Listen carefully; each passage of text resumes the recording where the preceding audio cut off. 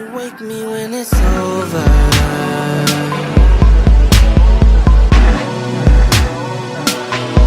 Wake me when it's over.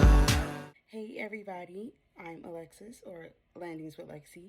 I thought I would make this video just really quick, or I guess as quick as I can make it, because regarding the topic of this video, I probably could talk for hours upon hours, but I will not do that. I just want to say that I have not uploaded any videos regarding my flight attendant training because I was released from my program for something I felt was very minor, very trivial, but of course I'm biased because I was the one that was released. Of course, I won't release the name of the regional airline that I worked with. However, I definitely would advise that definitely be careful for those of you that do have tattoos in places that can potentially be covered by clothing, but still may show should your sleeve should your sleeve raise up a little bit. So definitely be careful, because I have tattoos on both wrists, and then also I have one on my finger. And so I failed to cover those tattoos one day, and I was released because my tattoos were showing. I felt that was trivial, and I'll be honest that given my experience because of that, with that regional airline, I have zero intentions on ever reapplying for them or applying for their mainline company. Kind of just done with it all. You kind of get a one and done for me, especially something as trivial as a tattoo, because a tattoo does not determine how well someone will do a job. And given my background in customer service and hospitality, I feel extremely confident. I can talk to anybody, and all my conversations and interactions that I have with people are genuine. And that was with tattoos. And so, I won't lie. The day they sent me home, I cried like a 2-year-old. I cried my ass off. I cried on the way to the airport. I cried at the airport. I cried on the plane. And as some strange, weird kind of additional punishment to already having been released from training, I could not take a flight straight back to where I live now.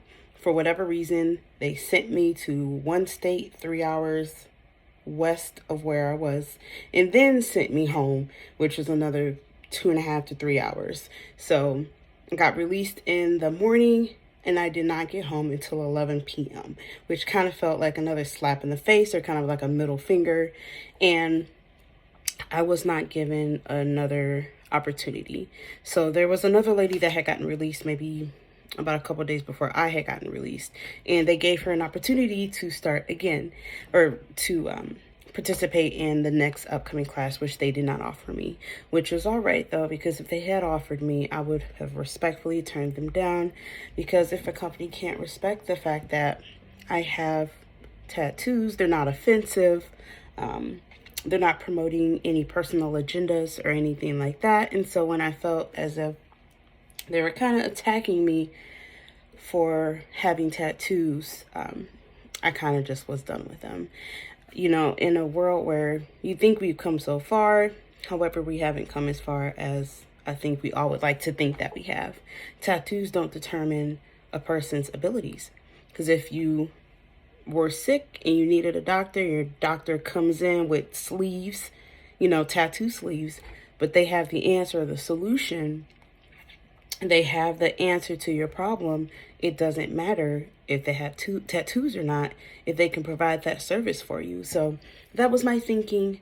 I probably never had cried so much, besides when my mom died about 14 years ago. That was probably the second time in my life I had cried, from the moment the situation happened until I got home.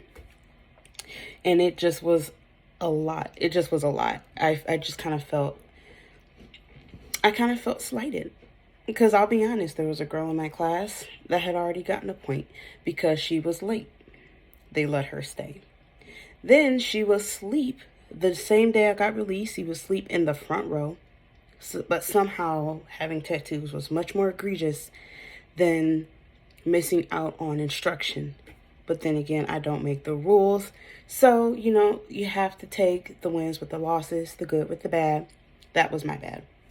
So for any of you guys that are going to apply to be a flight attendant, regardless if it's regional or mainline, and you have tattoos that may extend past your past the cuff of your sleeve, definitely cover them. I definitely would advise covering them with makeup or a skin tone band-aid, but I definitely would advise to try makeup first, so that way it doesn't look like there's anything there for people to kind of fixate on. So I have moved on. I have cried. I have moped around. I've called my dad, called my sisters to whine and complain.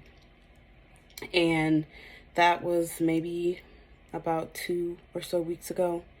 And I can honestly say I'm better now. It definitely is a process when what you want is literally taken away from you after, I'm not even sure, after close to about 3 weeks, because I got released about a week before graduation. So it was even more of a slap in the face, that I was there. I could see the finish line. I could see the light at the end of the tunnel. And then it was ripped away from me. However, I'm not blaming them. Not solely anyway. I think the rules are archaic.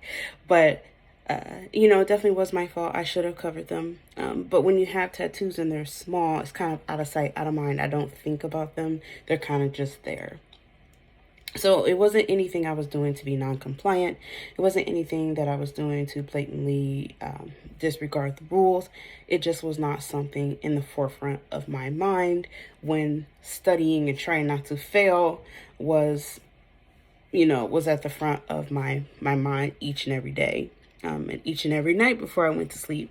So that is kind of my story. Yeah, word of advice, those of you that have tattoos, definitely let them know you have them. Don't lie. So tell them where you have them, what's there, and then do your, well, actually, no, don't do your best. You have to cover them because some airlines really do not play games, such as the one I got released from. So I have definitely learned my lesson. Got me out here taking